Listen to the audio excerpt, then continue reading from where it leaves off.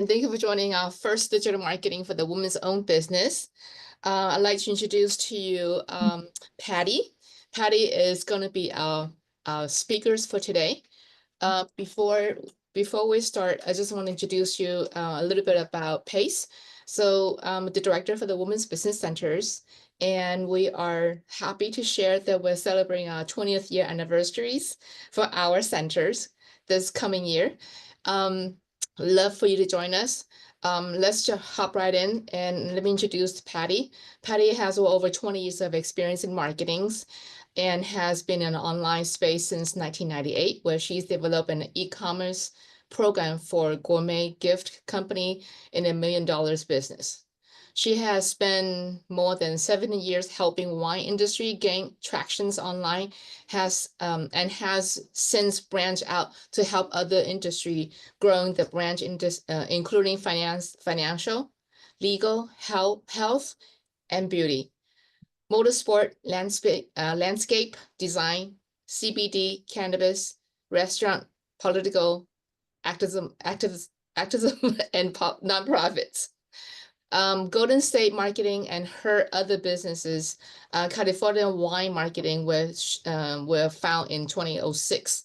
Patty enjoyed taking various marketing topics to help business owners under the importance of marketing their brand online and offline. So I'd like to introduce you to Patty, and maybe Patty could add more about her expertise in this field, and let's get the webinar started. All right, thank you. Thank you very much. Let me share my slides. That will make it more interesting, I'm sure.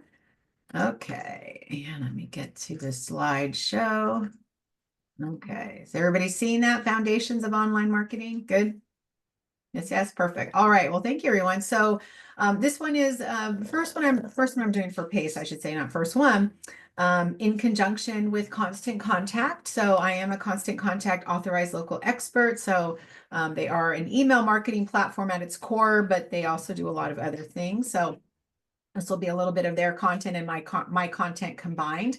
We will be talking about the foundations of online marketing, not only email marketing, just kind of the basics we cover. So on these broadly, but not deeply on these subjects, just kind of get you started. We have a whole series coming up with PACE that will go a little bit more into social media and email on some of them. That's kind of just the basics to cover. So as Swann already introduced me, I said I have been in the online space for 1 million years here, 21 years now in the wine industry, but I do work with all different types of business to business, business to consumer, and a little business to government as well. And I do teach all over the place, including PACE. I do serve my local business community, which I think is important if you're not already important to serve, whether on boards or in committees, helps your business community as well as you. So I do currently serve as membership director of NAWBO Los Angeles, which is the National Association of Women Business Owners. And I do serve as a board member of my local Venice Chamber of Commerce. I was past president of NAWBO Los Angeles. So if you did get out there and see what organizations are out there to be members or also to serve, very important. My plug for serving there. So I want you to share in chat if you're brave enough, you want to share in there. So what is one thing holding back your success with online marketing? Now, if it's one of these, if it's something different, share that. But choose one, okay? I'm completely new to online marketing. I don't have enough time to spend on it. I can't afford the tools. I don't understand the data. Is there something else? If you have one of those, but share in the chat. And if you want to share, I'd love to know who is in the room. Sorry, I was jumping ahead there. Sensitive little mouse. What type of business you have as well. I'd love to know who are you, what type of business you have. So it looks like not enough time. New, not enough time, not enough time. That sounds familiar, right? One thing we can make more money, we can never make more time. So I know our time is valuable with that. So new, okay, taking time, money, taking classes, new to online. So mostly not new or not enough time. Right. So and then definitely share what you do. I think we have one person who did share. Thank you. Founder of Alina's Lab Kitchen there. Thanks for sharing that, Alina. All right, artist transition. Where guys are going so fast now. There we go. Scrolling back. Los Angeles-based, own Queenie Doll, the founder and CEO of Queens Entertainment Group. Perfect. Love to new to online market. Okay, keep sharing. And share if you like. You're welcome to network in the chat. Share your LinkedIn profile link. Share your website. You know, people shop in the chat, and you never know who's in the room you might want to collaborate with. So let's keep going. So the world of advertising and marketing, some of you may have seen this in one of my previous classes here. Where do you go, right? Where do you go as a business to spend your time and money? And I know as a, I could be guilty of this as one of my marketing and advertising colleagues. I'm sure we confuse the heck out of all the business owners on where you should go, right? Are we all going to have a different take and tell you to maybe go TV, radio, print ads, billboards, do some public relations, we get some promotional products, get out there and network online and in person, right? Maybe do some digital things, right? We have to have a website, internet advertising, social media. It's been around 25 years now. Email marketing, do some search engine optimization or text or Wi-Fi marketing, affiliate marketing. I did that 25 years ago. The gift basket company Swann mentioned. That was when I first did affiliate marketing that long ago. So where is it? Where do you go and spend your time and money, right? So we're going to talk about a few of these things. This kind of the fundamentals in this class of online marketing. So we have, a boutique hotel. All right. So these are some of the basics. Some of we already have this stuff. I just want to cover the basics for this class. So having a website, talk about business listings, email marketing, social media, right? So all the foundational things for running it and an easy way to be out there, right? To plan, create, and schedule your content. So I'm going to show you my content calendar as well and how to organize, plan and organize and create and schedule your content. Right, so let's talk about each one of these. And there might be, I was just rearranging slides. There might be some things that might be slightly out of order as I talk about those 5 steps there, but you'll kind of get the gist of everything. And this Zoom bar picture is always in the way. There we go. So right now, 28% of small businesses still don't have a website. It was a few years ago, it was like 50%. I think anybody here not have a website yet in the room? If you want to share, no shame in the game here. But 62% of consumers will disregard a business they cannot find online. So having an online presence isn't optional now, it's expected. I know there are some businesses are like, I just I just have a social media presence, right? So how are people shopping without the website, right? Especially if you have a product or service you're selling that you want people to purchase. So 21% of people search for a local business every day, right? 54% of people search for a local business multiple times a week. So we are using the search function quite often. 48% of small businesses who sell online generate a majority of revenue from e-commerce sales. Okay. And here's a few more stats here before we go and dig in. So why aren't small businesses online? I don't know if anybody falls into this. I think it's been mostly time, not necessarily having an online presence, but still 20% of business owners believe digital tools are not relevant to their industry. 21% use social media to manage their online presence. They're like, I'll just have an Instagram page and they can just, DM me their order. I worked with some people who did that, not very efficient. 58% say not enough experience with digital tools and no time to learn. That might be a lot of you there, no time, right, to learn it. Might already have it. So how much does having a website help increase business? Right, so 81%, over 4 in 5 shoppers conduct online research before making a purchase. So they're out there looking. 61% say they'll go to another site if they don't find what they're looking for within 5 seconds. Right, so we're pretty quick and demanding, right? 57% say they won't recommend a business with a website. Hold on, there we go. For some reason this chat thing keeps popping up. Won't recommend a website with a business with a poor web design on mobile, right? So in this day and age, you should have a mobile friendly website, a responsive website as well. Very important for business.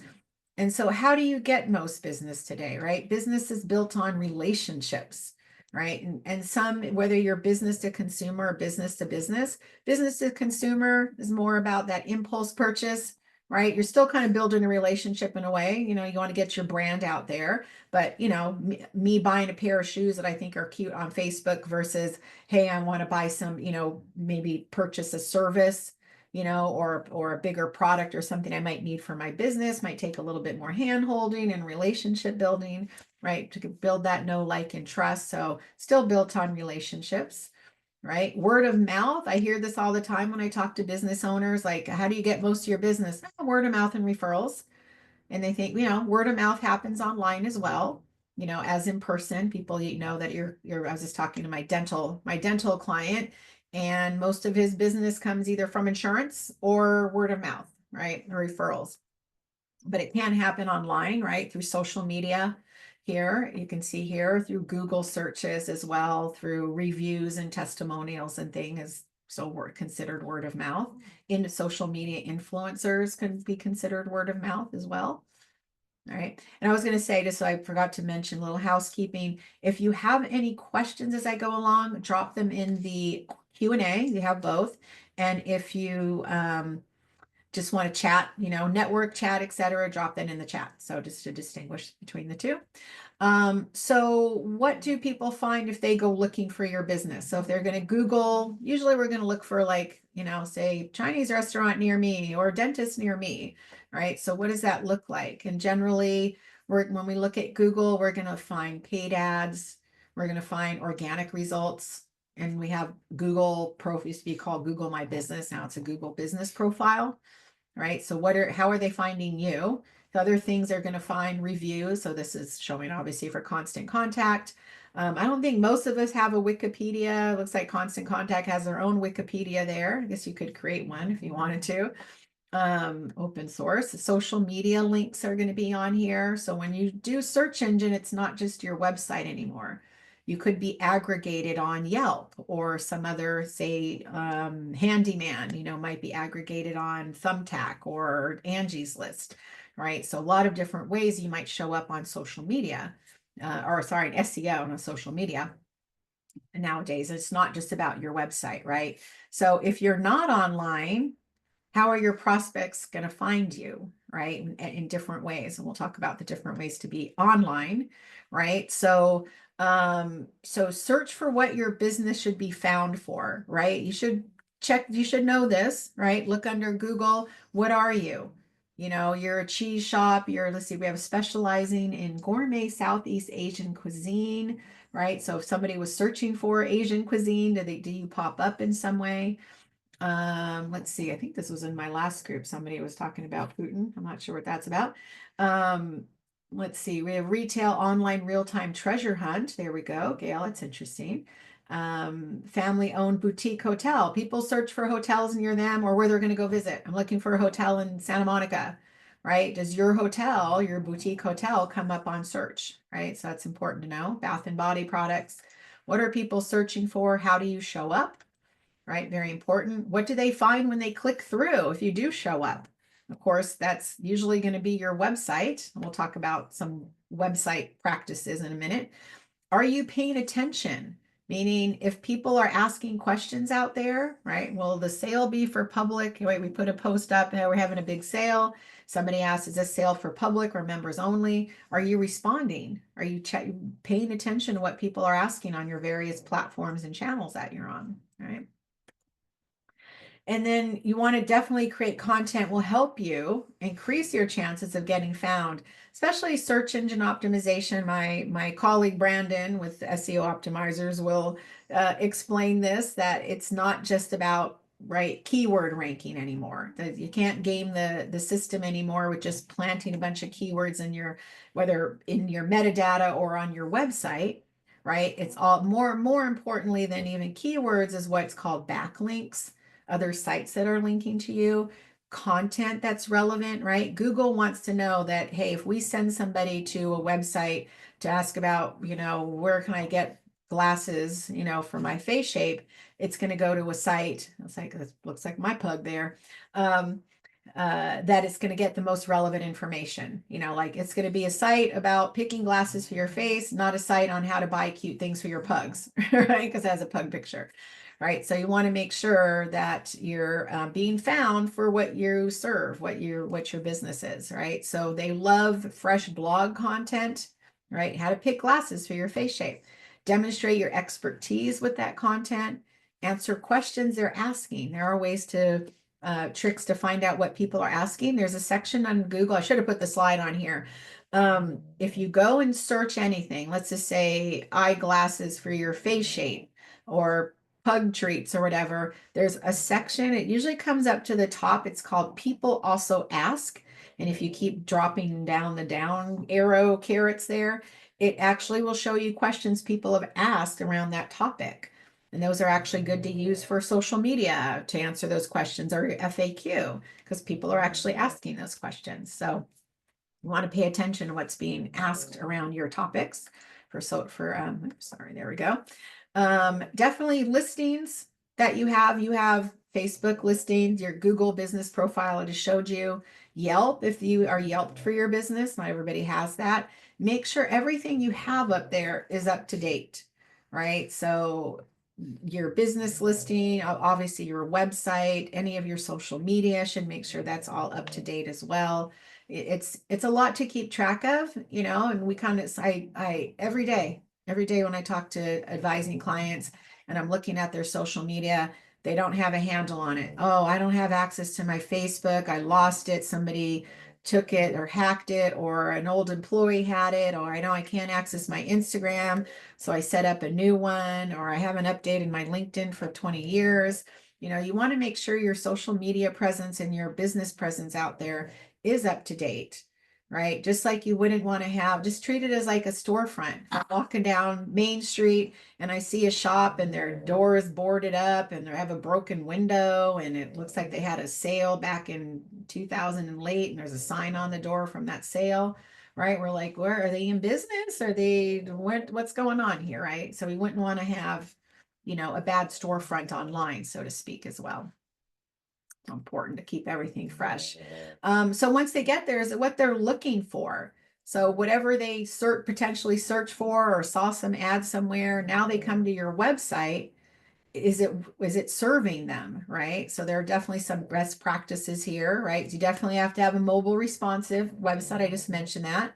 It should shrink down perfectly to a mobile device or pad in between, right? So you should check the easy way to check if you have a mobile friendly site is go on your desktop, open up the window, take the corner and drag it into a size of the phone, and does it neatly drag down, or do you have to scroll around and click and use your finger to make it work? So if it's not mobile responsive in 2025, you need to update your website.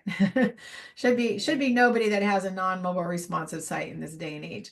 So a few things why your every business needs a website in 2025. So definitely online presence is still crucial. If you don't have a website, you don't exist in eyes of many potential customers. As I mentioned, it says 97% of consumers search online to find local businesses.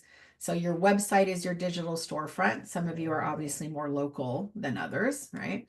Definitely will help build credibility and trust, right? 75% of users admit to judging a company's credibility based on their website. I think I mentioned that earlier as well.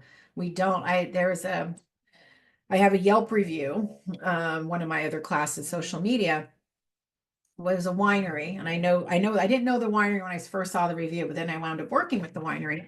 But the review was, well, we looked at it was a husband and wife. We're going to visit the winery, went to their website and, it looked outdated. I hope their wine is better than their website. Now, two different things.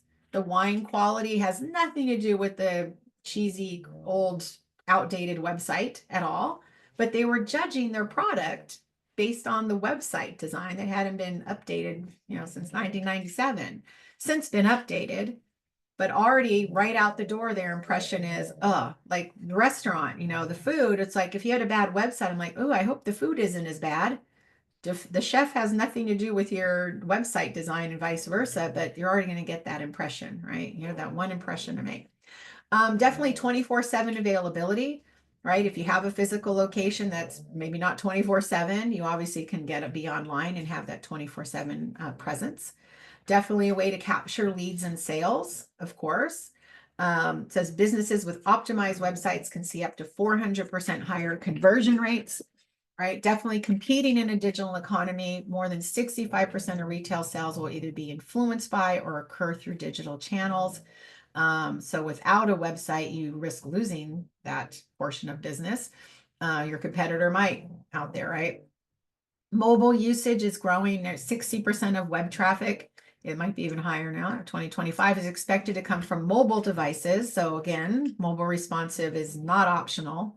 It's definitely essential. And even I think years ago, maybe it's like I think pre-COVID, Google said they were going to rank sites that were not mobile friendly lower. So already you were being judged by Google, not because of your content, because you weren't mobile friendly. So that was going to affect it.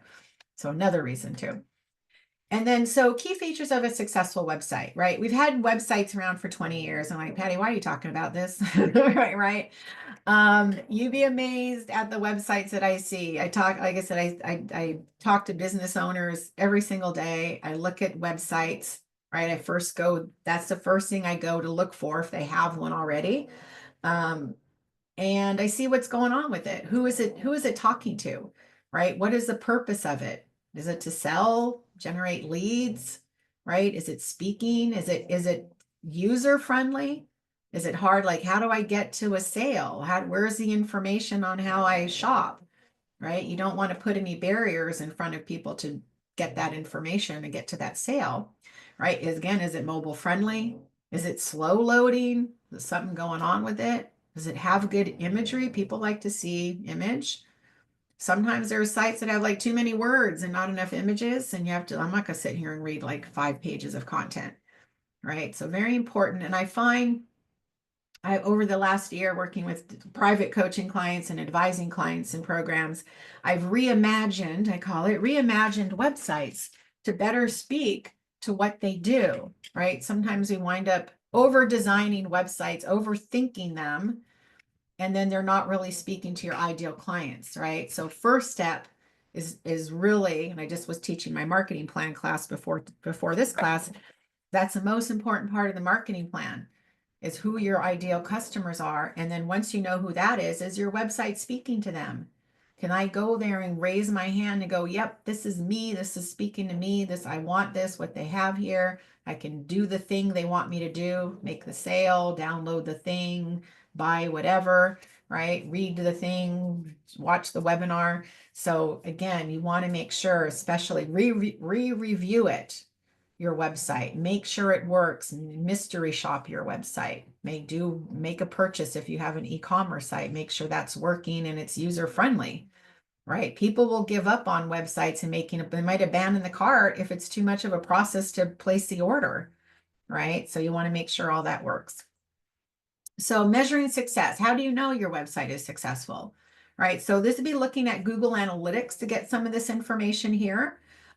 Make sure you have Google Analytics installed and you know how to use it, right? And somebody's looking at it. So a high bounce rate. So this doesn't have anything to do like with emails bouncing. That's something different. A bounce rate means how quickly somebody leaves your site after coming on. So they look at it as, I say, like your website is a house, right? Somebody comes up to the front door, they knock on, or they just open up the doorknob and they peek in and look around and say, oh, no, this isn't what I want. I don't want to be in this house. And they turn around and leave. That would be a bounce rate. Okay. So if they quickly jump on your site and leave within seconds, the higher the bounce rate, the worse it is, the less time they spend. If they say, okay, I open up the door and I start walking into the living room and I'm going to go back to the bedroom in the back, or maybe I'm going to go to the backyard, and they're going to spend more time, that should be a lower bounce rate. So they're seeing things that make sense, like, okay, this looks like I should be here and might be something I want to do here, right? So you want to look at the bounce rate, should be lower than 50% is better. And you don't want a high number in this case. You want a lowest possible number.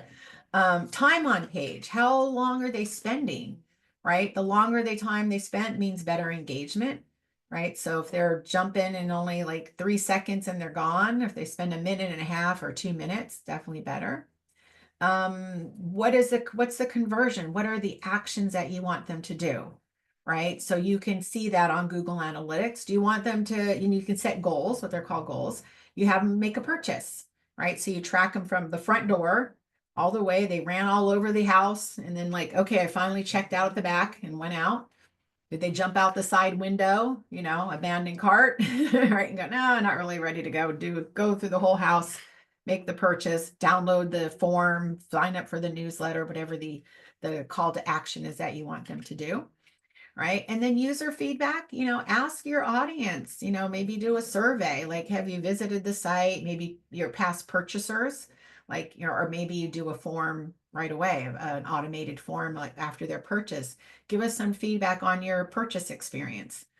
Obviously they purchased, so they got through the process, but is there something that can be improved perhaps? So it's simple things to think about.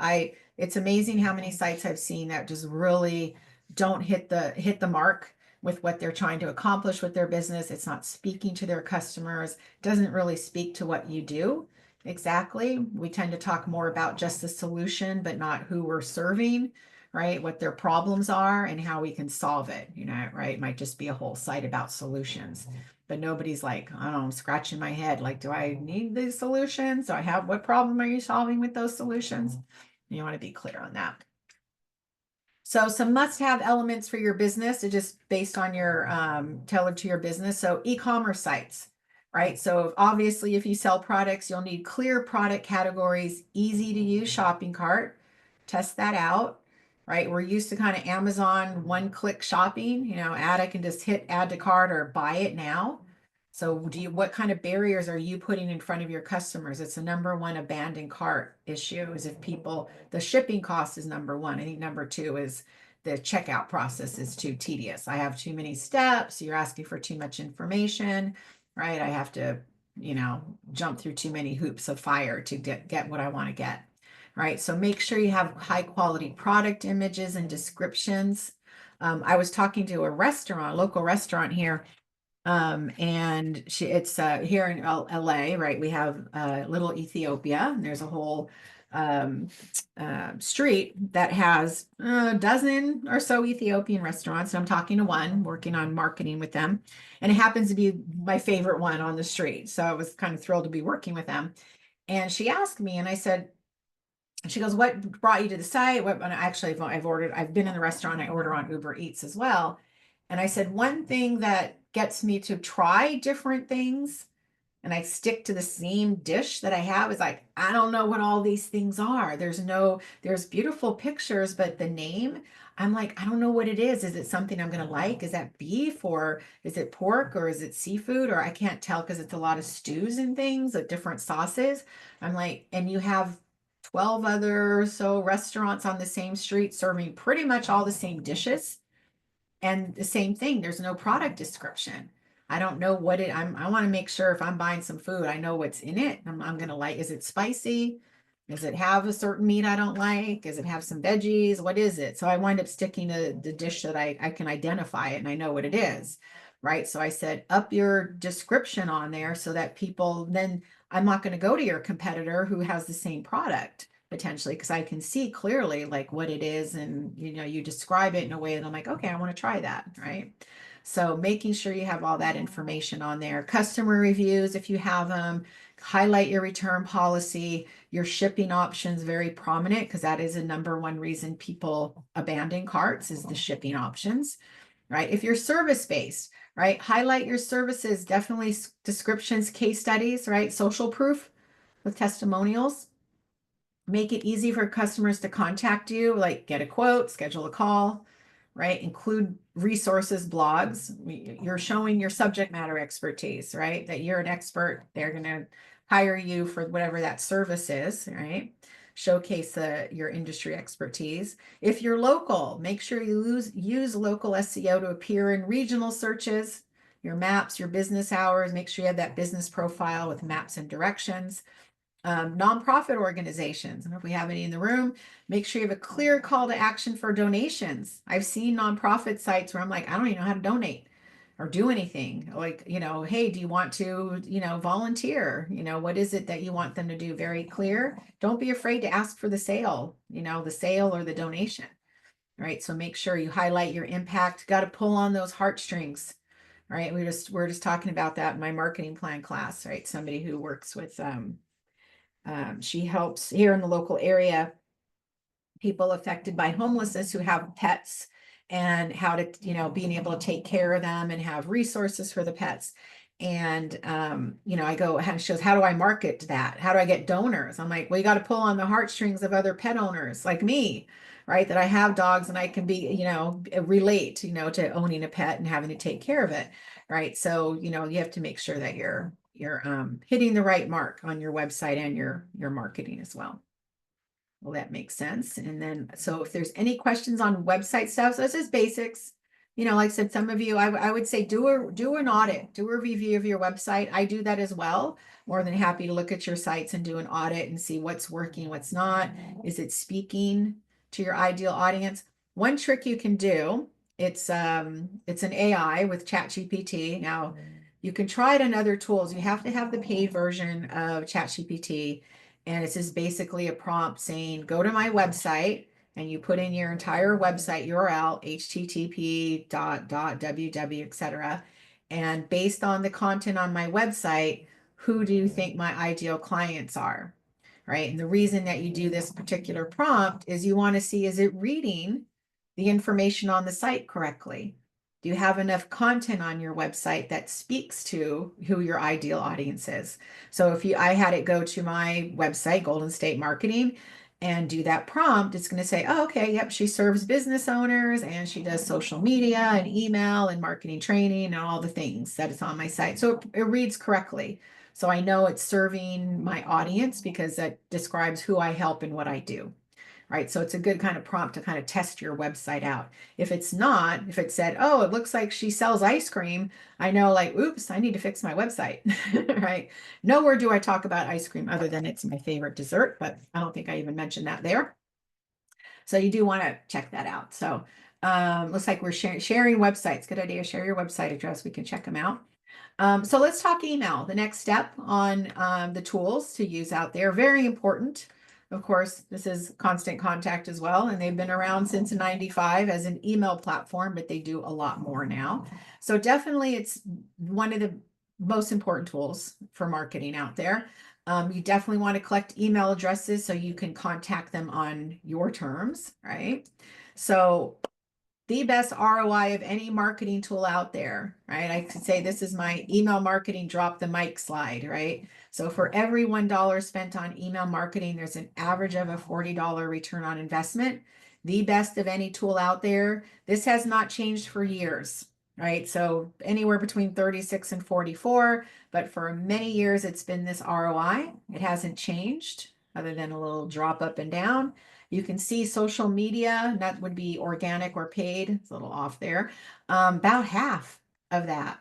So if you're solely focusing on social media and not building a list or utilizing a list you're building, ignoring it, flip the script for a minute and start working on your email marketing, right? So looking at all the other tools out there, nothing comes close to the return on investment of email marketing. So I always say ABC, always be collecting, right? You don't want to not collect. Oops, I went backwards there. So here are my top 10 email marketing mistakes. This is from my email marketing class. I'm not going to go deep. We don't have time in this class to go deep into all the different things you should be doing on email, but at least kind of give you the basics of what not to do. So not having a plan in place, right? General marketing plan or a plan to get your emails done.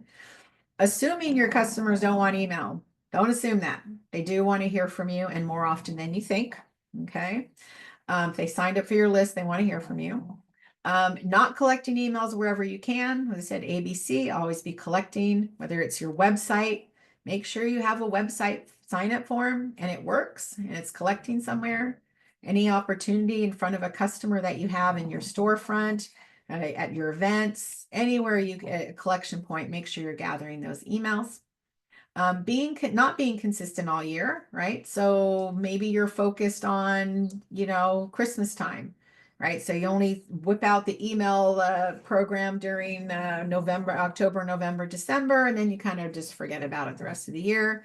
Maybe your tax accountant is, now your time is just about over, except LA County, right? We have until October to file. So your tax season's longer this year in LA. But you want to make sure to be consistent all year. I have a new client that I started working with in February. They're called Holiday Outdoor Decor. And I'm in Christmas tree land right now in Twinkly Lights. We're doing social media and email to build up to OND, right? They do big commercial outdoor holiday displays. But I was like, wow, really want to do this in February? But of course, right? Because we want to build up to that, get them to the sale, for these big commercial displays as we come up to like August, September, and they start booking these big displays for stadiums and chambers and, streets and all of that, shopping malls. So, it's never a time not to market for the holidays, right? Christmas in April. It's been interesting. By the time Christmas comes along, I'm going to be so over it, right? I'm like, Christmas trees, I saw those months ago. Then these are two different things. Number 6 here. Number 5, sorry. No clear call to actions. Just like on your website and, everything you do should be very clear call to actions, whatever you want them to do. All right. So download the thing, purchase the thing, call you, whatever the call to action is, make sure your emails have a clear call to action. Sometimes they might just be an educational thing, but what I do, like if I'm doing a blog, excuse me, I just do a tease of the blog, maybe the first paragraph, and I'm like, go see the rest, send them to my website. Because maybe when they go to the site, they might see my shop or, whatever, and look around, poke around a little bit. And then number 6 is really two different things. Hold on. So using your personal email account first, I'll talk about that one.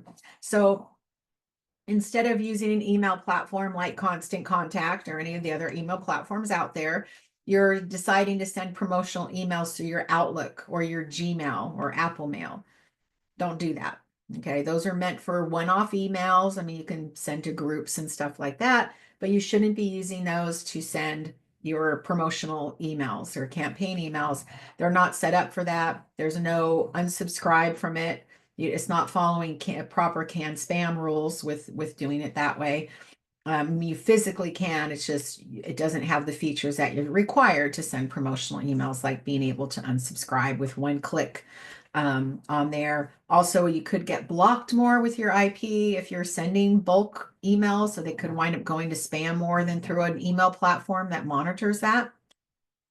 So you want to use an email platform, whichever one, Constant Contact, any of them out there. The other one is using a freemium email. So your personal email for your business, if you're using a Gmail, Hotmail, Yahoo, AOL, those are freemium accounts. You should really be using a domain email. And there's a couple of reasons for that. I mean, I'm not going to go deep into that. That's my email class. There's a technical reason. You can't authenticate a freemium account. So when you go into these email platforms, they require you to authenticate that to verify you own it, right? So it makes you handshake between your web hoster, your domain hoster, and the platform itself. And you can't do that with a Gmail or Hotmail, right? Because I can spoof your business by setting up a Gmail account with your business name and pretending I'm your business. Where with a domain email, right, then your website, you can't do that. So that's one requirement with email platforms. And also professionally, it looks better. And also help people find you, right? They might not have your website address. Maybe I have a business card or you just shared your email with me. And if it's like goldenstatemarketing@gmail.com, I guess you can kind of assume some of you have emails that make no sense at all to your business. And I couldn't even guess what your business name is, but I see goldenstatemarketing.net. I can go, oh, that must be her website address. I'll go find that, right? So much more professional to have a domain email rather than using the freemium accounts. Generally, most email or website hosters and domain hosters like GoDaddy, it's like $5 a month to have that. So definitely an expense worth it to have your domain so you can authenticate it in your platforms. And again, it's going to be more professional than using a freemium account, right? And then not using automations. There are a ton of automations like welcome series, abandoned carts, birthday automation. So, making it easy to reach your customers with the most important tool out there, the best ROI. So making sure you're doing all the things with your email that you should. Not looking at your statistics. So just like your email, your social media, your website all have analytics. You should be looking under the hood and seeing what's working, your open rates, click rates, conversion, right? They're doing the thing you want them to do. Not segmenting. So if you have a list and you can segment so you can more hyper target your messaging. That's important to do. And then thinking everybody can do email marketing, right? So it is such an important tool. If you don't know what you're doing, have a strategy. Don't hand it over to your 17-year-old who kind of gets it more than you do.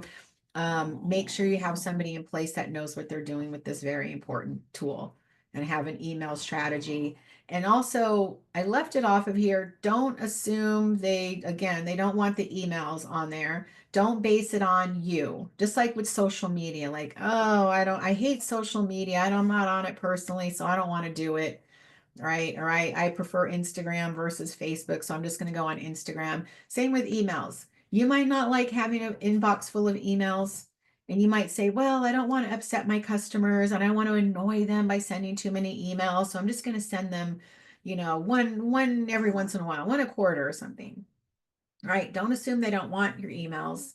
Okay. Don't assume you're annoying them. I would say probably most of you are not even slightly irritating yet because you're not doing enough. Okay, so I'm going to show you, I think, a slide, my next one. How often, right? So, in comparison to social media, you can see here across the demographic board, everybody's on email.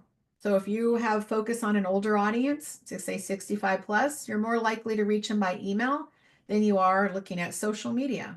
All right, can everybody hear me? Okay. It's good. Okay, somebody said sound went out. Okay, everybody can. Okay, good. Might be on your end then. They're hearing me.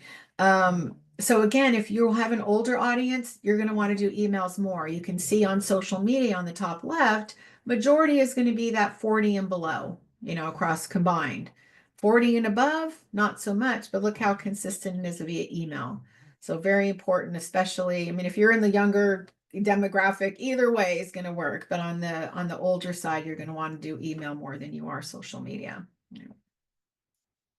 And then again, how often do they want to hear from your favorite brand, their favorite, which is you, if they signed up for your email? You can see here at least monthly is number one, followed by weekly.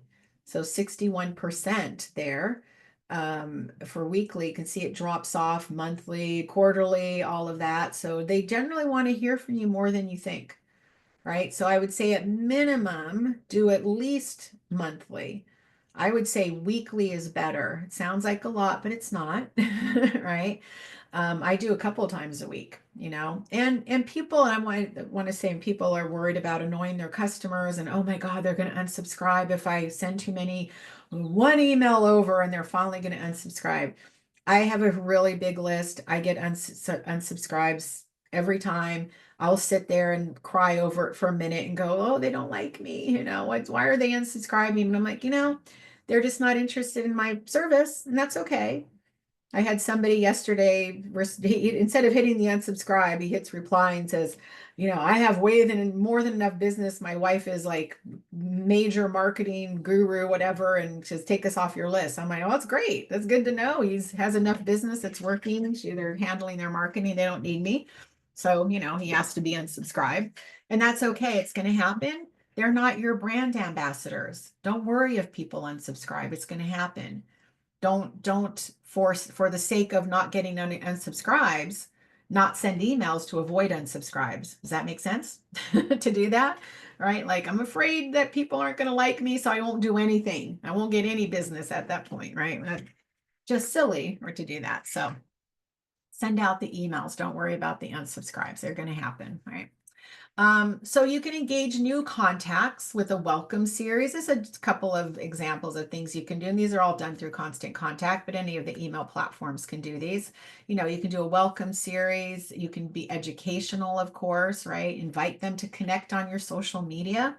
So use this platform. Always have your social media links at the bottom of your emails.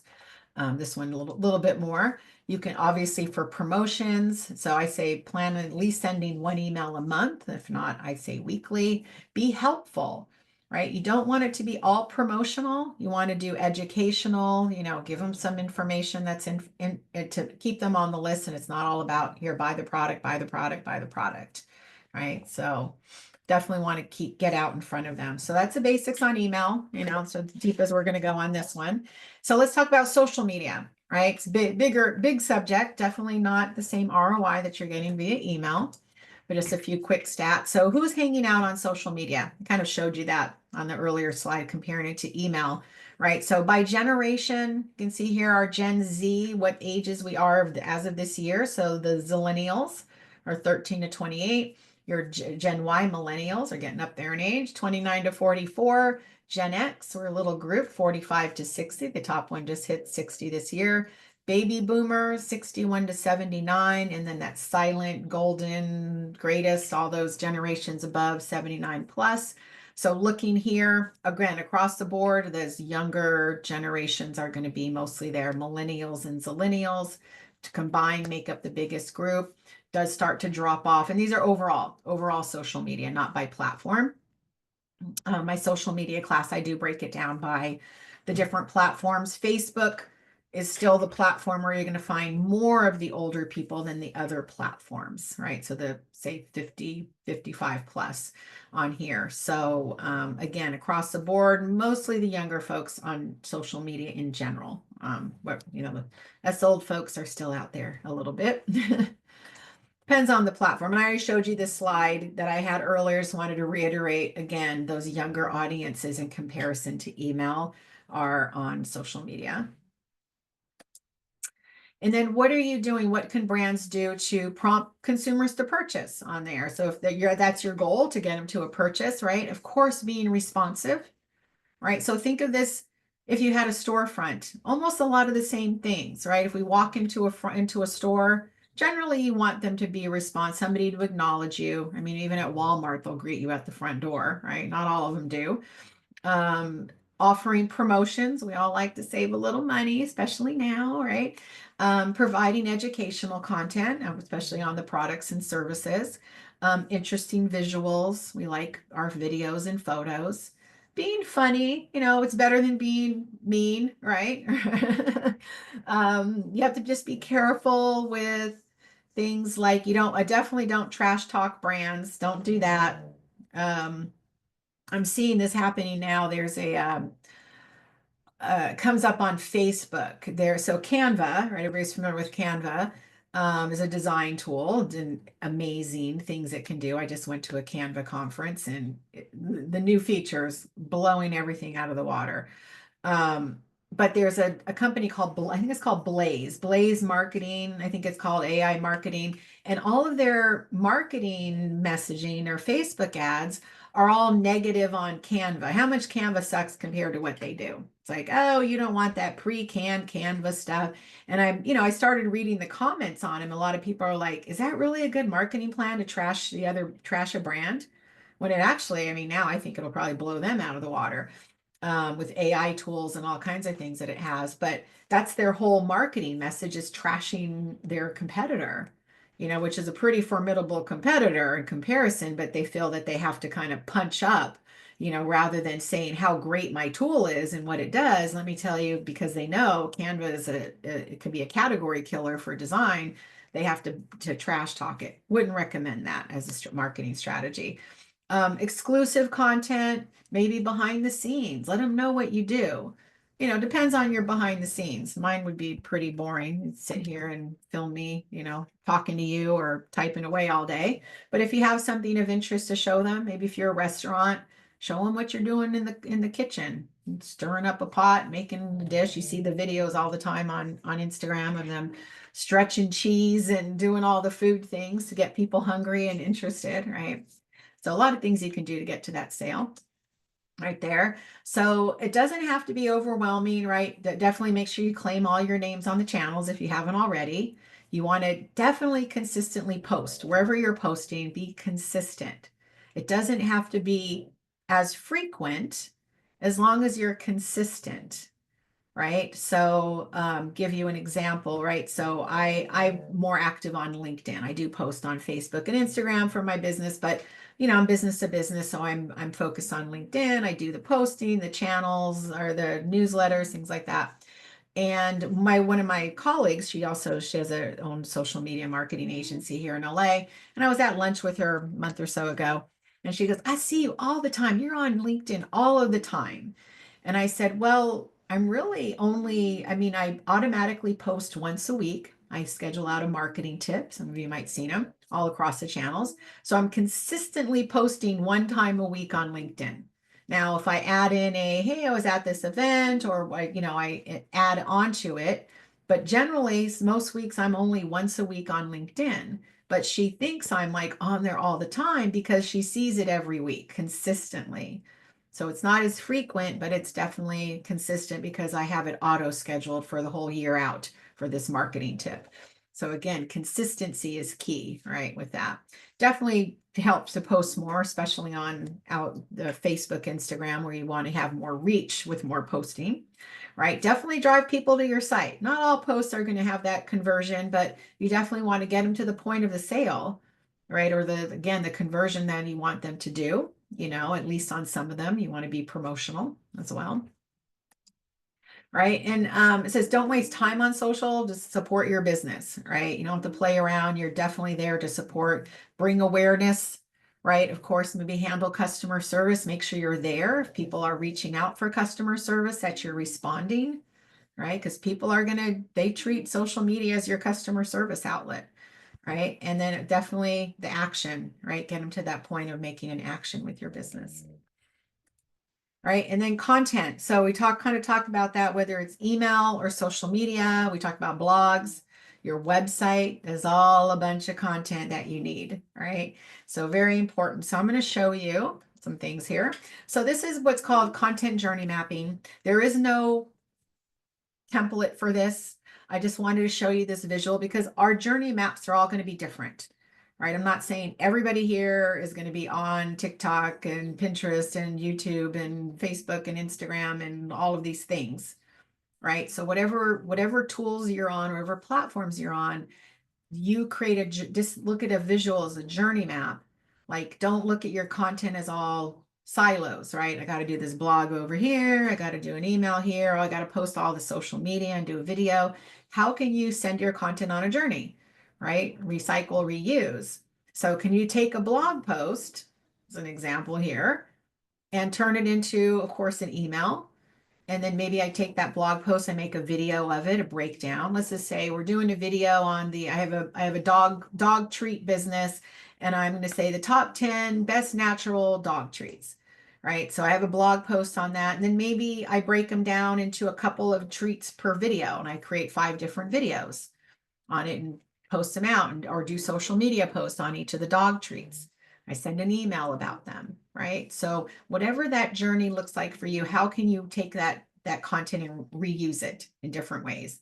Can you take that one blog post and turn it into 33 pieces of content? So again, if you want to map it out this way, you can just create little squares and arrows, but I just visual for you to think like your content is not silos, right? And then with content pillars and content types, I don't know if has anybody here ever created their content pillars? Share yes, say yes in chat, or shares, raise your hand. I'm curious if anybody's familiar with that concept. Here, no, okay, no hands raised. Okay, so this might be new. Okay, no, don't see it. Nope. So first, talk content types. So when we're thinking about social media content, even email content, right? We want to think about these 4 different content types, right? So we're going to have educational content, right? And that can be a number of things: how-tos, how-to guides, FAQs, tutorials, industry insights, case studies, whatever that is. Inspirational can be success stories, motivational quotes, testimonials, behind the scenes. Promotional, we're probably all really good at that, right? Here's my product, here's my service, here's my product and service again. And then interactive could be quizzes, polls, contests, user-generated content, etc. So those are your 4 buckets of content that you should think about with when you're creating your whatever content it is out there. And then you have pillars. Now, this concept really came up around social media content pillars. But of course, some of this can be recycled for blogs and emails as well. So pillars are exactly what it says here. They're just the key topics or themes that your brand's content will revolve around, right? So they'll provide the structure to your content and consistency. So when I think of content pillars, think of like the Parthenon in Athens, right? The big marble Parthenon with the big marble columns holding up what's left of the roof, if anything. Right? And they're always there and steady, not going anywhere, right? So think of your content, your pillars as what are those topics that you can create content for on a weekly basis, right? That always have content there. You always are consistent with those pillars. So I'm going to show you some examples within these content types, right? So, and here's the rule about how much of the content you should share and use on posts about on social media. So 10% only promotional, the rest kind of that emotional, let's say, and inspirational, educational, right? Kind of fall into that here. So again, mostly the informational, educational, how-to, industry insights, a little bit of the inspirational, emotional as well, and less on the promotional. So here are some examples. These were created with ChatGPT. So you can use a robot, whichever robot you like to use, to create content pillars. So this was one of my clients. He has a business to help businesses with company culture, leadership building skills, employee retention plans, etc. So we'll spit out about 8 content pillars and choose 4, kind of based on those content types that are your strongest pillars that you have enough content to do on a weekly basis. So maybe we pick leadership development, employee retention, maybe team building, and one would be on, I don't have one here, on the promotional, one that would be, hey, here are my products and here's my services. Now, the other pillars can be kind of sub pillars. So maybe I only have testimonials or success stories once a month. Maybe I only have a company update once a month. So those wouldn't be the strongest pillars. Pick the 4 strongest that you have enough content to create on a weekly basis. And the other ones you can sprinkle in as sub pillars. Okay, here's some other ones. So winery, as an example, they could pick wine education as a strong one, promotions, right? Special offers, maybe pairings and recipes, and wine education. Testimonials and reviews might be once in a while if they have them. They're not much you're going to talk about sustainability practices. So those might be not strong pillars. So pick 4. There's some other examples. Skincare brand. So maybe one on skincare education, product specials, right? Skincare routines and behind the scenes might be a strong one. Maybe they do a lot of behind the scene video content of their products, how-to videos for their products. The others, again, can be sub-pillars, right? And then a travel agency, plenty of content here, right? They can do one on destination spotlights, travel tips and advice, travel deals and promotions, and local culture and traditions. And then the other 4 can be, again, add them in as they are needed. And any of these could also be, of course, used for email and great blog content as well, right? Not just for social media. And finally, nonprofits, right? Now, nonprofits, whatever you impact, you probably all have the same pillars, right? You're going to share your impact story. Who or what are you impacting? You're going to share maybe volunteer donor spotlights. Of course, events and fundraisers, money, right? Promotional, and then maybe, educational content.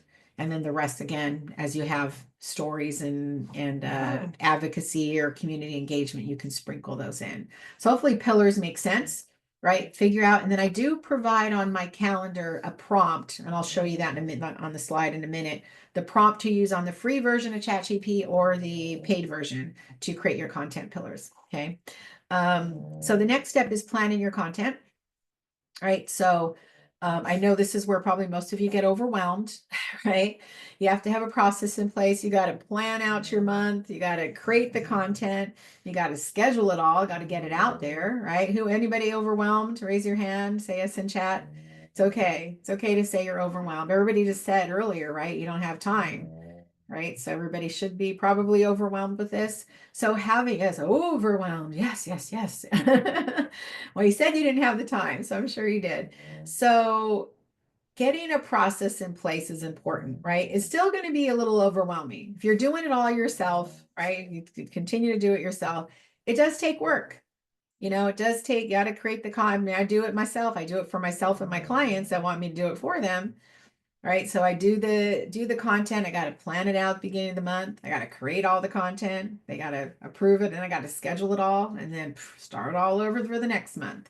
Right. But if you have a process in place to kind of help you smooth out the overwhelm a little bit, that helps to help you get that consistency that we talked about. Right. So I usually break this down into 3 steps, right? So first one is the calendar, the planning, right? We got to plan out the calendar, beginning of the month. What are we going to do for the coming month? Actually, you're planning a month ahead. So where are we? We're April 23rd. So I already have all the content done for May for me and my clients. Right now it's in the review process with my clients. They're going to come back at me and go, these are approved. This one, okay, I want you to change out the image or change the text or whatever. And then I redo that, and then they'll re-review it. So by the end of the month, before April 30th, right, we're still April 30th hits, everything will be approved. And then I will spend April 30th, May 1st, couple hours at most, scheduling out the content ahead using a scheduling tool. And then I'm done, and then I'm working on June, right? I don't have to worry what content's going to go up on May 10th or 15th or whatever, because it's already pre-scheduled, right? So if you're doing all of this, block the time in your calendar, honor that time, because we get distracted because we all wear all the hats, right? So you want to make sure planning, I would say for your one brand, hour or two at the most beginning of the month for the coming month, to actually think about the different content, your pillars, and what content you're going to do around that, fill out your calendar. Creating is going to be your biggest part, right? You got to create the graphics. And if you do video content, your emails, your blogs, that could be a couple hours per week at minimum. You block that time. And then scheduling, right? You got to use a social media scheduler, of course, put them up on your email platform, get them up on your blog, whatever tools you're going to use for that. And that would be, could be a couple hours per month as well, towards the end as you're going to schedule everything out right there. So again, getting that process in place, honoring that time in your calendar if you're going to do it, if not, hire somebody to do it.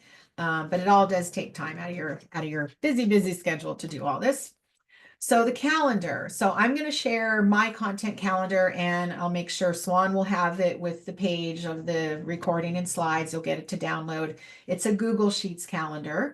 I'm really excited. I'm hoping, I just learned at the Canva conference, there's Canva Sheets now, and I might wind up converting it to a Canva calendar. I still have to play with it and see, but for now it's a Google Sheets calendar. And I'm going to show you each of the pages on here and how to use them. There's also a little short video on the welcome tab if you wanted to rewatch this portion of it coming up. So again, as I mentioned, plan ahead, right? Each month ahead. As we get closer, which feels like it's going to be like next we're going to go in from April to August. I feel it, right? I'm going to skip my birthday month next month. I don't want to get a year older, so I'll skip it and we'll pretend. But if you're planning for fourth quarter, you should have Q4 planned out by the end of August. Don't wait till October, right? If you are holiday driven, by the end of August, you should have the holidays wrapped up as much as possible. What you're going to do, what your promotions are going to be, what all that's going to look like. If you're, again, holiday driven, Valentine's Day planned in November, Mother's Day by Valentine's Day, plan ahead, whatever your seasonal promotional times are, right? Always look ahead. Use a calendar. And if you don't like my calendar, I won't be offended. Use something. Yeah, I'm working on the Canva thing. Really excited about it. The only thing is I have to wait for Canva to launch the new features to everybody. Right now it's not. So plan ahead as much as you can and use a calendar. If you don't like mine, use something for both planning and archive purposes. It'll make it easier for you to look at next year and go, what did we do last year? Oh, let me look at my calendar.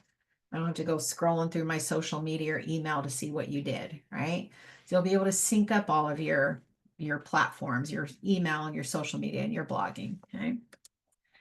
And then using the tools, which is our Canva. If you have not touched Canva yet, I recommend you touch Canva. Canva.com, right? There is a free version. I will say I encourage you to pay for it. To eke out that $10 a month or $15 a month, depending on if you do monthly or annually. A lot more features. I'm not sure in all the cool new features coming out, how much will be paid or the free version, but you'll get access to more images, more of the AI editing tools, a lot of cool things on there. So $10 a month if you pay it annually. So use that. I don't have any stock. They're Australian. I don't have any stock in their company. I wish I did. I'm glad they keep it cheap. I'm forgetting the number. They shared so 2013 is when they launched, and how many billion users or 800, I forgot the number, but I was calculating like $10 a month or $15 a month by how many users, how much money they were bringing in each month on this tool is amazing. And that's why they keep it cheap, and they give it away to teachers and nonprofits. So if you're a nonprofit, check out their nonprofit deal. So very, very cool company. So there's Canva. And then for scheduling for social media, there are scheduling tools. Now, if you only use Facebook and Instagram, you can use Meta. They have Meta scheduling tool. You can easily schedule both your Facebook and Instagram posts together. I use Metrical for me and my clients because they have every single platform on here, and I'm generally scheduling Facebook, Instagram, LinkedIn, Google, maybe Twitter, and some other of the other platforms, YouTube, etc. at the same time. So Metrical is one. I like it because they have really good analytics on it, and it's easy to use, and they have all of the platforms, and they have what's called evergreen or auto listing, where you can evergreen certain posts as well. So, but Buffer, Hootsuite, Metrical, Later, Post Planner, all those are social media scheduling tools out there. So this is the calendar pages that you're looking at now. So you'll get to download it with all the other assets that Swann will be sending your way. So hashtag days are on here for social media, the daily hashtag days like Motivation Monday and Wellness Wednesday, etc. So some might you've already be using those. And then here's the content pillar prompts for ChatGPT. Now ignore where it says GPT-4. This I keep forgetting. I got to change the slide. There's whatever the versions are currently. I think it's 4.5 on there. So if you do pay for it, the first prompt you can put in your website address, because it can go scan the website address, and it says you put in here, create content pillars for my business to use for social media. My website address is the entire URL. Create content pillars that will be a mix of the 4 content types I mentioned earlier.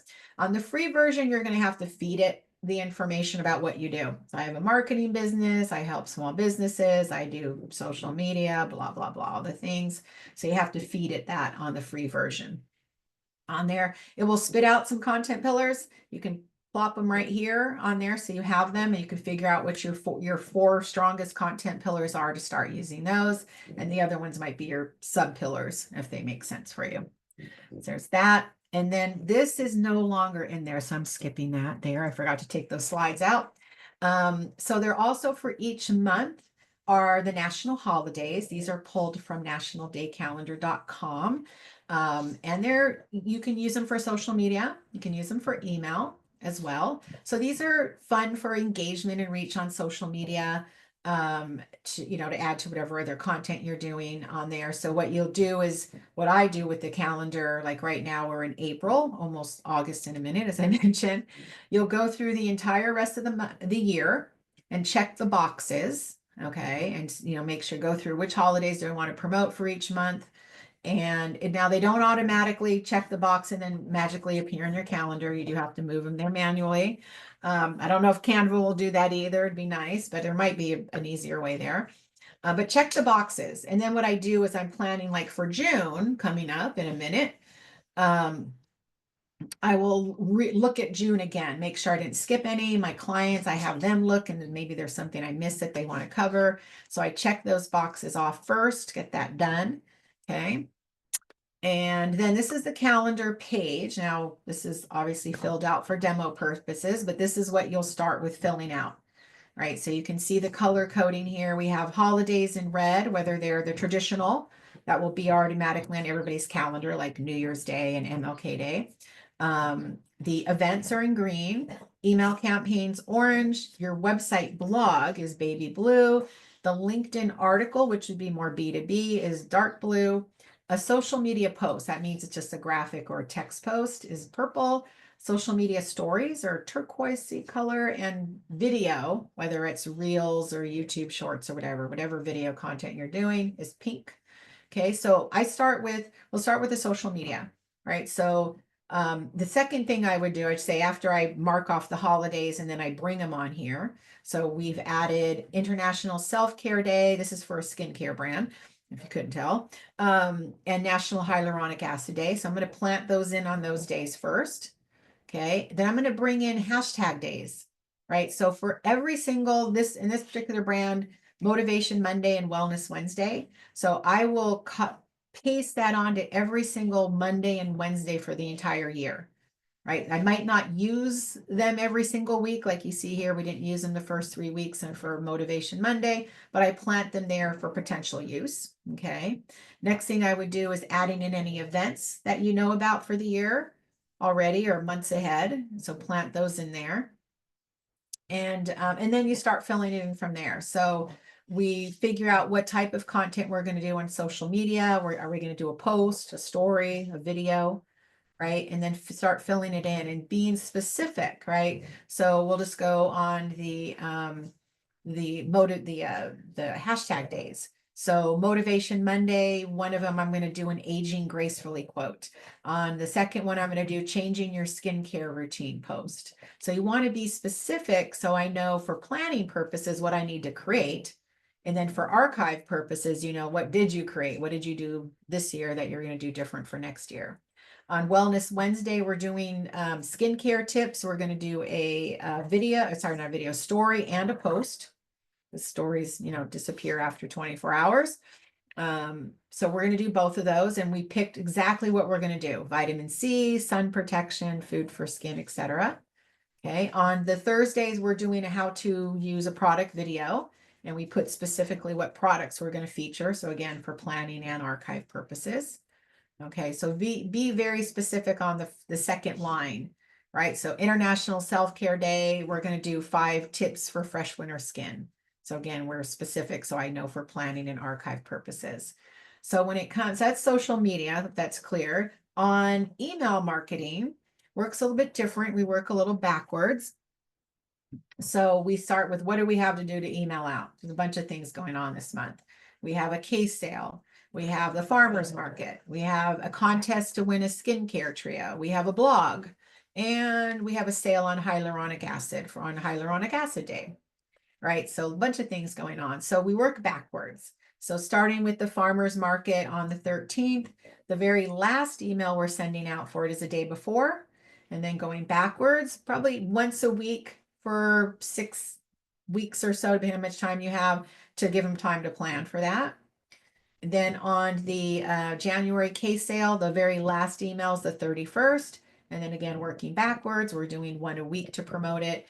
And then the first one is on the 2nd of January. And we can combine that with the farmer's market. The other ones are one day, one-off things. So we're going to send out the blog post on as soon as we put it on the website. We'll put up a social media post as well. Right, we're going to promote the hyaluronic acid sale for one day, one email, and then the skincare contest. We'll do that as well. So we planned out everything. We're syncing it with the social media as well there. Okay. And then on B2B, so if you are business to business, the calendar is exactly the same on here. The only additional thing you see here is the LinkedIn article or newsletter. That's basically a blog. So I know this is for my marketing brand. I'm going to post the blog on my website. I'm going to create my LinkedIn newsletter. I'm going to post it on the other social media channels, and I'm going to send it out via email. Everything is synced up. So I don't have to forget like, oh, I didn't send it to my email list. I only put it up on LinkedIn, right? Everything is here. Everything works the same. I might not use National Spaghetti Day on my brand, but I can use some of the holidays on there. I promote my webinar. So all of it works the same for business to business. And then the next page on there is called the social post page. So every single month you have a page to lay out all of your social media content that you've created or somebody created for you. So I created this to use for my clients because they have to approve all the content before I put it out there. So I lay everything out here for them. You can see there's edit boxes and check boxes there. So we lay out the captions, the hashtags, the links that will be included. And then how I generally work if you have an approval process between the 1st and the 15th of each month, maybe the 20th, I'm creating the content. I release the calendar to them between the 15th and the 20th to review it. ask for any edits or check the boxes. They come back to me with any edits. Luckily, most of my clients only have maybe one or two. We redo it, send it back to them for review. They check the box by the end of the month. And then I'm going down this thing, using this to schedule everything out using Metricool, right? So I just go copy, paste, upload image, Metricool, schedule, move on to the next one. And about, depending on how many posts and how fast or slow I am, about an hour, maybe a little under 2 hours to post all the content. So it's all laid out. And again, it's there for archive purposes too. I can go here rather than trying to scroll back through my Instagram feed to see what did we post for skincare and self-care day last year. It's all right here on your Google Calendar, right? So that's the social post page. You also will have one page for putting all of your blogs for the year. So if you want to lay them out, we put the blog topics. We do a Google Drive link to we put the blogs on a Google Doc page so that we're shared with my client. And then they can go and look at it, make any edits, or I can make edits. The images you're going to use, again, if you have an approval process, you have the check boxes there.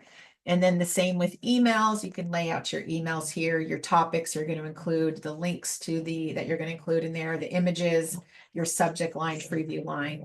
Again, if you don't have an approval process, you don't want to lay it out here, you can just put it in your email platform and lay them out there, right? So this is an initial step before I actually create the emails. I get everything approved first.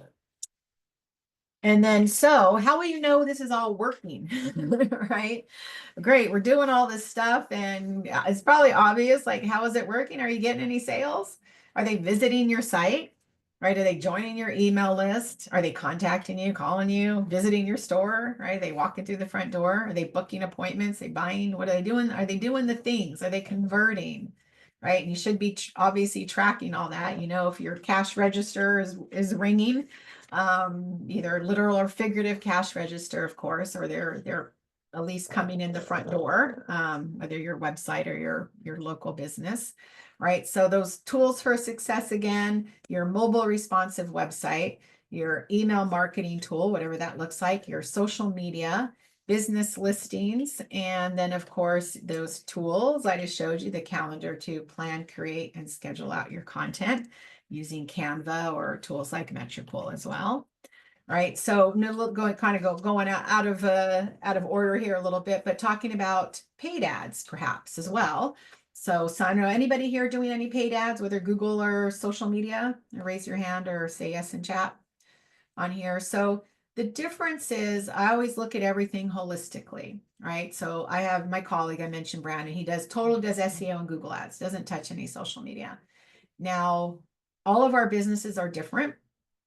Some of you may be more based on immediate intent, right? Others building brand awareness. So my local plumber would probably be better on Google than on social media, right? Because generally, when do we go to a plumber or electrician? When something's wrong. My toilet's broken, I have a clog, right? My electricity's not working. I'm going to go to Google and look, generally, first thing, electrician near me, handyman near me, whatever, plumber near me. If I'm looking for a Chinese restaurant, I'm going to go here for a Chinese restaurant near me, right? And you're going to come up with different listings. Some might be the Yelp, the top 10 Chinese restaurants in Los Angeles, right? The top 10 plumbers in Los Angeles.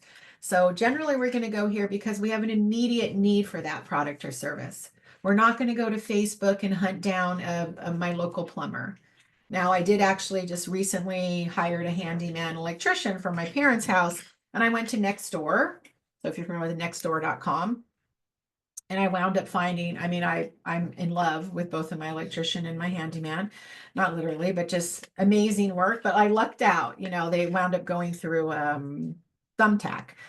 So if you're in LA and need a handyman electrician, come to me. I'm finally releasing them for use. I was hoarding them the last couple of weeks at work. But I lucked out. Would I have gone to Facebook, Instagram to look for a handyman electrician? No, right?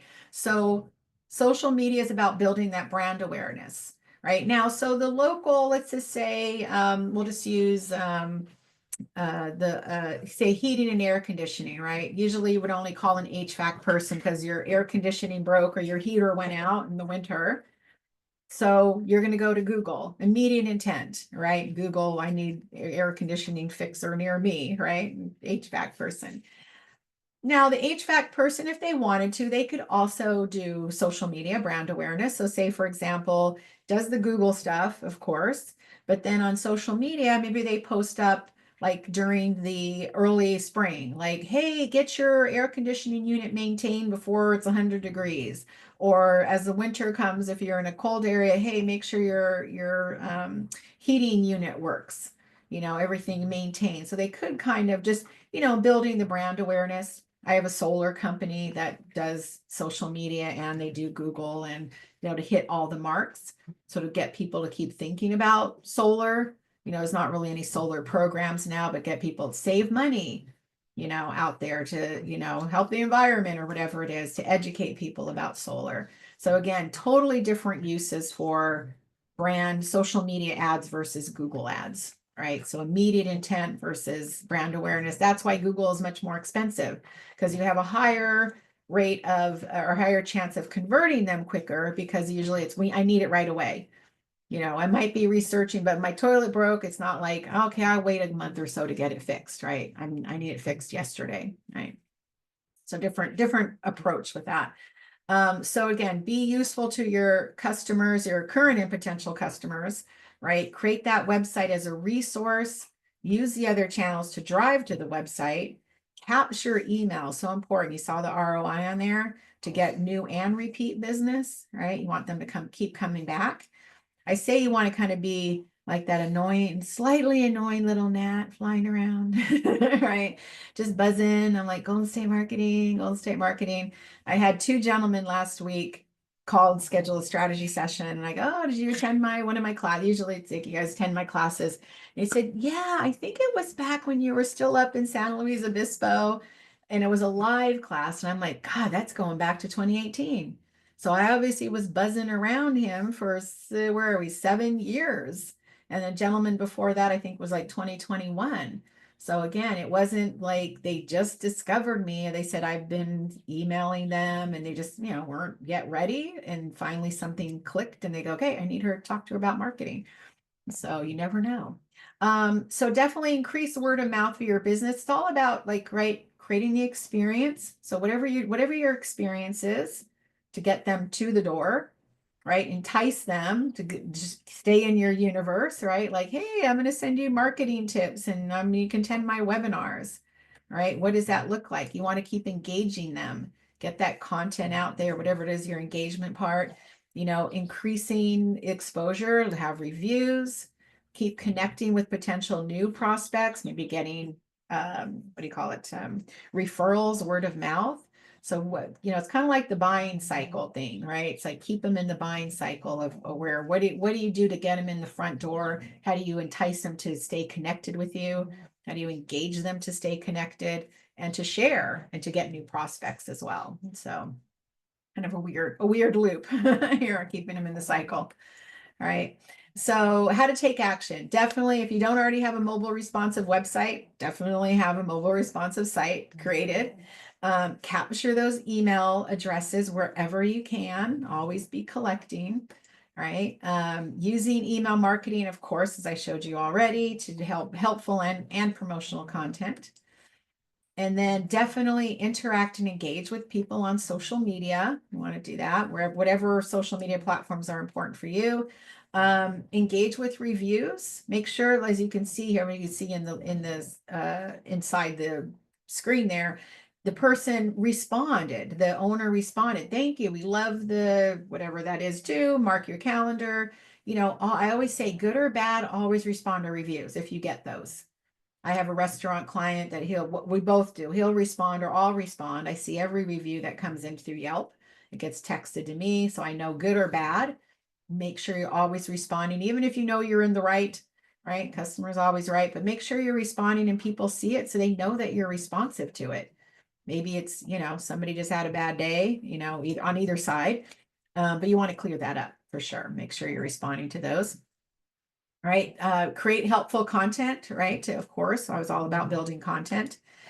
And you can maybe amplify your efforts with paid advertising, whether that's Google or social media or both, might work for some of you. right? So those 5 steps again, ensure your business can be found online, stay in touch, right? Create a plan to generate repeat business, right? You want to make sure you keep them in that buying circle. If you have if they do buy, some of you might be a single purchase thing. But they might also word of mouth referrals, even if they're done purchasing from you, and then engage and encourage that interaction and definitely measure, look under the hood, always look under the hood to see what's going on. Of course, oops, there we go. So next step for your business, definitely evaluate all of your efforts. I should have said marketing efforts, not email marketing efforts. Understand what your resources are for all of these. I think I pulled this from my email marketing thing, but it applies to all. What are your opportunities for growth, whether it's social, email, Google, your website, etc. And then course planning for the future. So with both of us, Constant Contact and Golden State Marketing, we're definitely here to help you grow on here. So Constant Contact, a lot of other tools out there as well. But of course, since this is their content as well, I'm talking about Constant Contact. They do a lot more than email here. So in addition to email, you can post through social media. They have automations. There's AI tools in there now. You can do text marketing, create landing pages here. Tons of stuff. You can do social and Google ads through Constant Contact. If you didn't know, you can create events, grow your list, do surveys. So there's a lot of stuff Constant Contact does to help grow your business. So they are offering a free trial. If you want to try them out, you can scan that QR code. If you want to sign up, they also offer, there's a code at the bottom called 330P for 30% off your first 3 months, if you want to just dive right into that. So that's a little gift from Constant Contact. And I'll share that again on the landing page if you don't get to scan it now. My gift to you is a free strategy session. As always, you can schedule using the QR code on the right, a 30-minute session with me to talk about any of your marketing at all, whether it comes to Constant Contact or otherwise. Let's see, I'm guilty of not using all of my Constant Contact. Yeah, a lot of people, I'm like, I use it for email, right? Since 1995, I've used the tool off and on, but currently I'm Constant Contact. And if you want, I also do have a Marketing Lab LinkedIn group. So like 1,400, I think, business owners in there. Sign up for the group, get in there and introduce yourself. I have no rules. You can shamelessly plug your business, put your link, whatever you want. Just nothing illegal, please. But everything else, you're allowed to plug yourself, ask questions. I do answer marketing questions in there. Be active. You never know who's in the room. I always say network. Somebody might want to be there to collaborate with you or connect, or shop you as well. So yeah, sign up. Either way, join my group, schedule a strategy session. I'm happy to help. And then I know Swann probably has a list of the upcoming classes to share, at least the next one. So I don't think were there any other questions? I'll leave it there. You're welcome just to schedule a call to ask any questions as well. And I will pass it back to Swann for the next class. Great. Thank you, Patty. Thank you so much. A lot of resources. As Patty mentioned, let me share my screen and make sure that you joining us for the next sessions. Can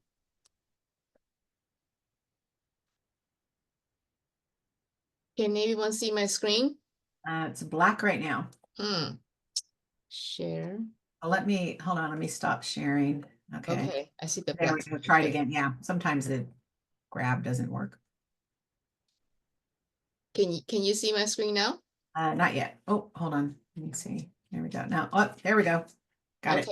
So this is again, this is the first digital marketing for women's own business. We have a total of 8 topics covering. The next topic is going to be on May 22nd, Win with Email Marketing. And I hope you guys come and join us. Before I let you go, I'm sure there'll be questions. Anyone have questions you want to ask? Let's pause that for a second. But I like to take maybe a few minutes to introduce about PACE. I've seen some familiar emails that joining us and names, but I want to just give you more additional free services available. For those of you who doesn't know about PACE, so PACE, Women's Business Centers empower entrepreneurs and business owner seeking to start, grow the business. We begin with a comprehensive business assessment and a free one-on-one consultations to gain a clear understanding of your goal and your challenges. This will allow us to provide personal guidance and connect you with those resources need to help you thrive in your business, ultimately contributing economic growth and, of course, job creations in your communities. So in collaboration with PACE Business, Women's Business Centers, we deliver a wide range of services, including individual counseling sessions, credit counseling, financing, marketing, which Patty here is an expert here. We also provide minority certifications if you're getting ready to work with the government and you want to know about how that procurement works. We're here to